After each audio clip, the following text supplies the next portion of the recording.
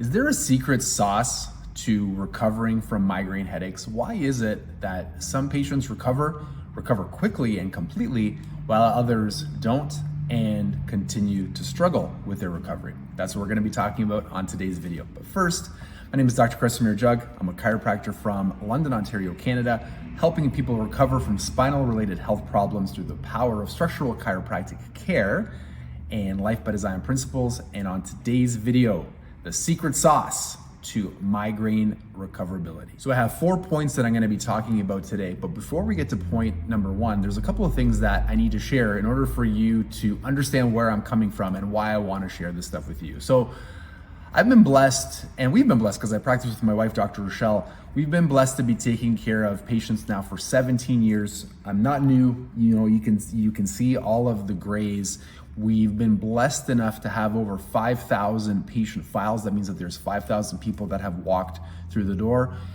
So you pick up a thing or two, right? You see the trends, you get to interact with people, and not that we're perfect by any means, but you start to notice the similarities between the people who get well, recover, and move on, and the people who are always stuck in a rut or doing the same things. Now, there's no judgment, there's no this way is good and this way is bad.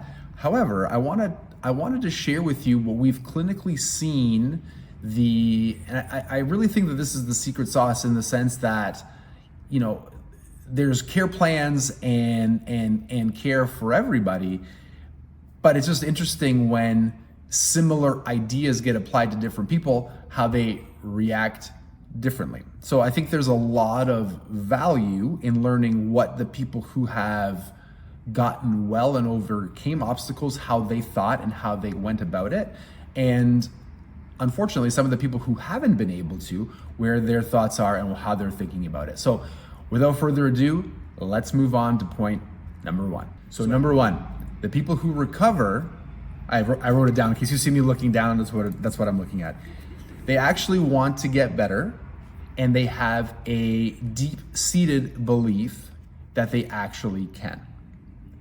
So the people who get better actually want to get better. Now it's interesting. I've like I said, I've met many patients. I've had the pleasure of interacting with many people, and unfortunately, there are people who don't actually want to get better. Maybe having the ailment or having the problem suits them in some way that we don't know about, or maybe it's become a part of their persona. And you hear people personify. You can hear this in language that I hear from people. You can hear people personify, my migraine headaches.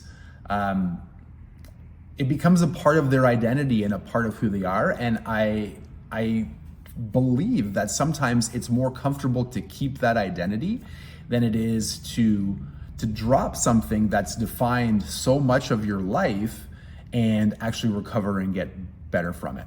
And the second one I mentioned is the belief that you can actually recover. And it's sad, but it's very understandable. Some people have been through so much disappointment, so many different practitioners that they've lost the faith or the confidence in their body's ability to heal and recover. So number 2 is they prioritize the recommendations or the care that they've been given. And this isn't just people with migraine headaches.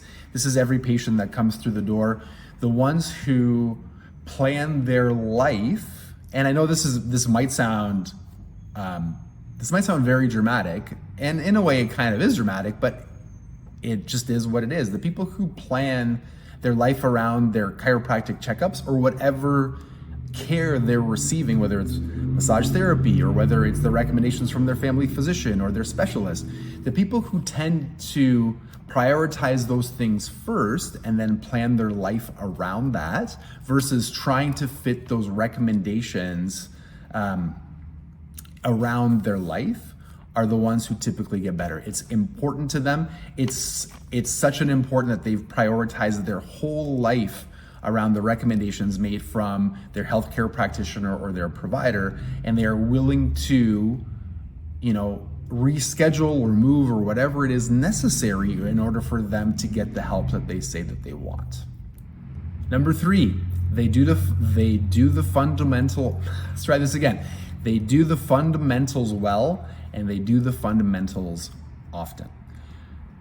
If you were to do just a quick Google or a quick YouTube search on migraine headaches and treatment for migraine headaches, there's going to be literally thousands of videos that come up. Everything from, cold water and holding your head in this position. And I'm not saying that there's no value to those. There can be tremendous value. I don't know everything.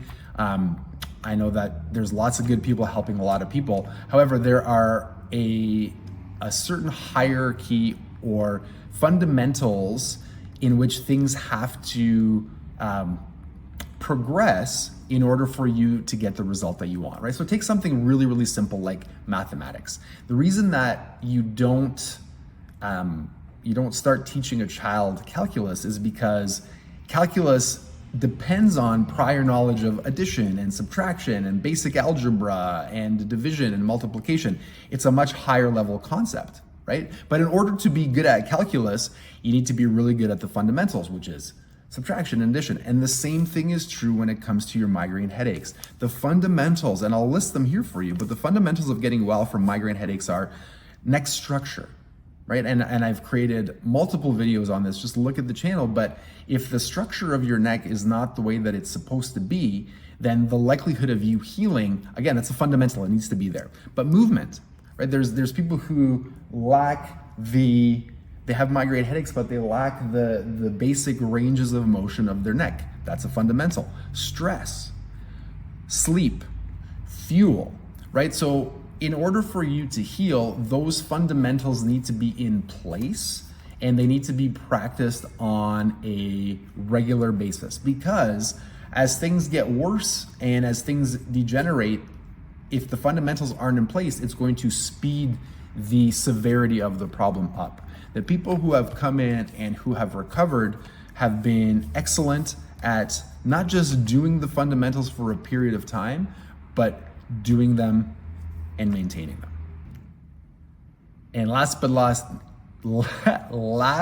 not least, number 4, it's the people who recover are the ones who seek the best complete solutions from the best people, right? So you're looking to align and find yourself with the people in the field who are the best at providing the care that you need to get the result that you want. And now, I know what you're thinking, that can be very expensive, I can't afford that. That's all true, and that might be very true, and that's unfortunate if it happens, but here's what I know about not just colleagues in my profession who are the best, but typically the people who are the best in every profession is that they're willing to help. So I'm actually really asking you, if there is somebody who you would like to work with, who you're scared or you can't afford, you've already been, you can't afford it, I'm asking you to reach back out to that person, tell them your situation, and you might not be able to get their full range of help, but I bet you they'll be able to help you with something. So those are the 4 things.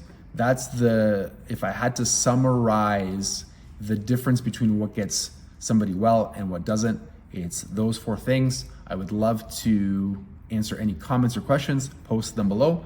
Have a great day, and we'll talk to you soon.